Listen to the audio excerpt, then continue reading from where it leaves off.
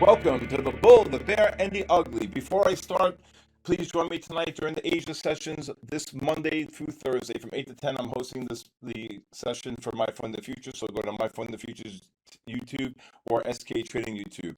Also, we give away 10 rapid accounts are at 9.50, so be there. It's a lot of fun. We cover the index futures, NASDAQ, S&P, oil, and gold.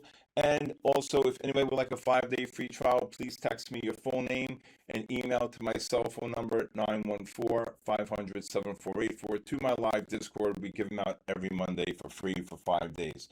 Also, if anybody has any questions, you can just text me to that cell phone number, and I'm happy to speak to you if you have any questions regarding trading. So today we saw major divergences off the 60-minute time frame. We actually called the top above the 30,900 level. We saw the S&Ps pushing up today around the above the 7,600 level, and we saw the markets here basically react to this pattern right here. You saw the new highs here, despite a 750.18, and then you see the drop of 70 points off the high. Why?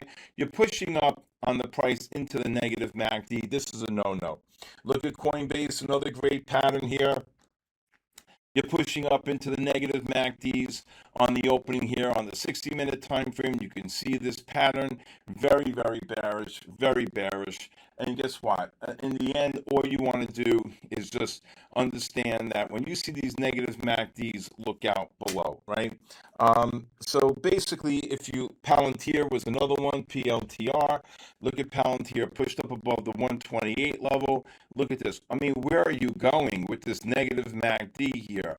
Also the negative MACD on the 30. But to me, I'm showing you the importance and the strength of the negative MACDs on the 60-minute time frame. So very important to understand that. And for me, I think the most important thing is to understand that when you see these negative MACDs, okay, you want to be able and understand that it's really about one thing and one thing only, to identify these divergences, okay? Now, on the downside, I want to show you Tesla. Tesla ricocheted right back up today. Okay, if you see here, Tesla pushed all the way down to 394. Now, when you got this pushed down at 394 at 10:30, you see the MACD positive here? That's a buy. Here's the other buy. Look at this one here. I'm sorry, this one here, 10 o'clock for 394. And look at it ricochet, boing, like a trampoline, down and then up 20 points. Why? When you're pushing down and the MACDs are positive on the 60 and the 30-minute time frame. I mean, look at the mouth on the 30-minute time frame here. It's absolutely amazing. And if you look at the 15-minute time frame, you can see here as well. The 15-minute time frame pushing down right here on the opening, right here.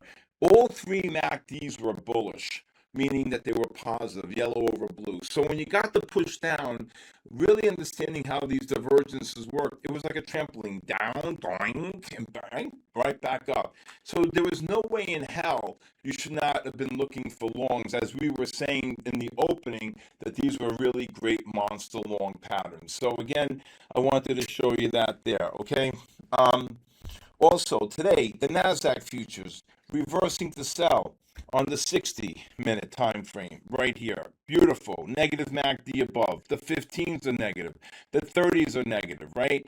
So basically, what you have here, okay, you're in a negative trend on the continuous contract. Now, you also went into a negative trend also on the underlying, on the continuous contract on the S&P futures.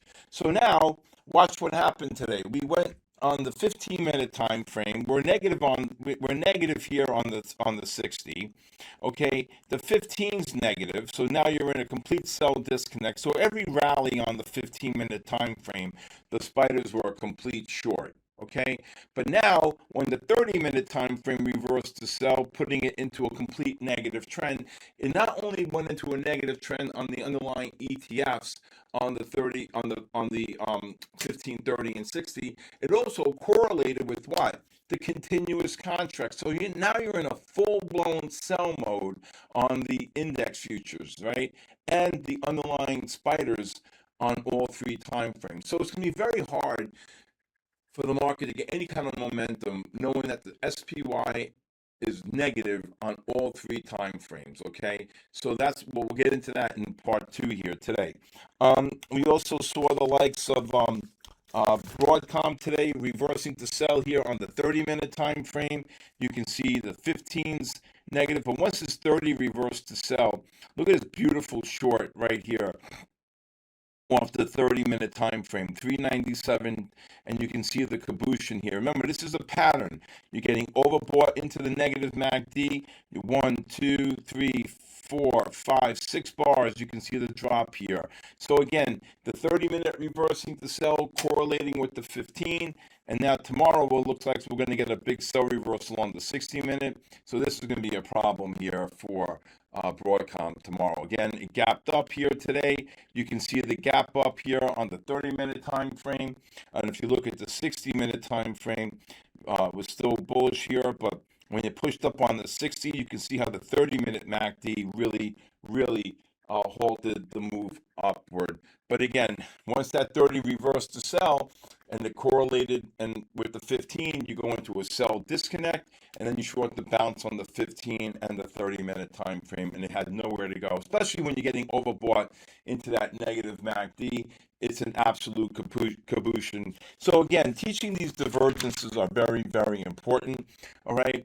And understanding correlation methodology, which I teach. So between the divergences, using multiple time frames, understanding correlations, and the conditions of the market based on my indicator 4, this is what I teach here at SKTrading.live. Okay, when I get back, I'll tell you what I expect for tomorrow. So for tomorrow, I'm expecting to see if we have Micron up here. What's SanDisk doing? 2261, down a little bit. SanDisk is down about 75 off the highs. I think these chips are running out of steam here. If it wasn't for the chip sector, I think the S&Ps could be probably 7,100 right now, if not lower. And that's where all the money's going in here. When they get cabooshed, I'm telling you, it's going to be a caboose. I'm telling you right now. We saw AMD today trade as high as almost 563, and then it dropped down to 536 and change. I mean, it was insane. But for tomorrow here, I'm expecting maybe any push up here. Remember, the spiders are in sell mode, so it's going to be very hard. Okay, the Dow could be bullish, the Russell could be bullish, but the S&P spiders bearish. It's going to put a heavy weight here. Plus, you got the negative MACDs on the 30, and on the 60-minute time frames. But we shall see. So I'm expecting any rallies on overbought conditions to be shorted. And I just think that it's going to be very hard for the Nasdaq to go one way. The S&Ps are going to lag and probably set up shorting opportunities for tomorrow because it's very bearish on the underlying ETF right now. All right. When I get back, I want to tell you a very important message about discipline. So, in discipline, like I said a couple weeks ago, comes in many different forms. And when you're trading the markets, it really relates to understanding the work ethic, right? So I'm going to really talk about the work ethic in this segment here.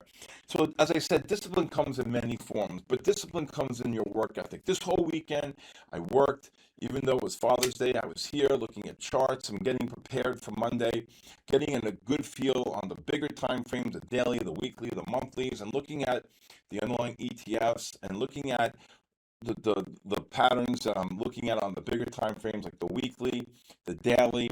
And I'm looking at this in such a way that it gets me ready for my mindset come into Monday morning. So the preparedness that you need is a very big form of discipline. The mental aspect of preparing yourself, working hard, because the trading is very hard.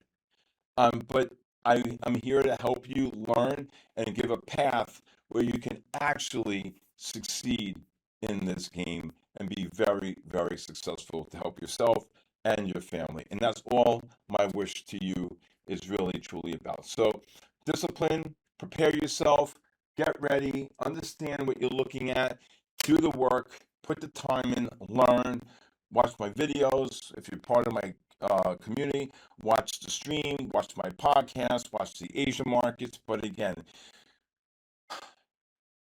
this game, if you put the work in, I truly believe you will succeed. Thank you for joining me tonight on the Bull, the Bear, and the Ugly.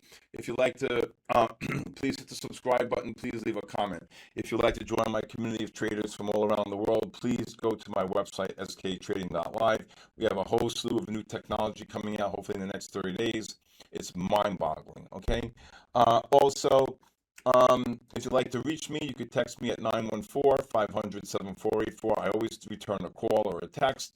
And with that being said, please join me tonight on the Asia session for My Funded Futures this Monday through Thursday from 8 to 10. God bless you, everybody. God bless our troops. And God bless the United States of America. Take care, everybody.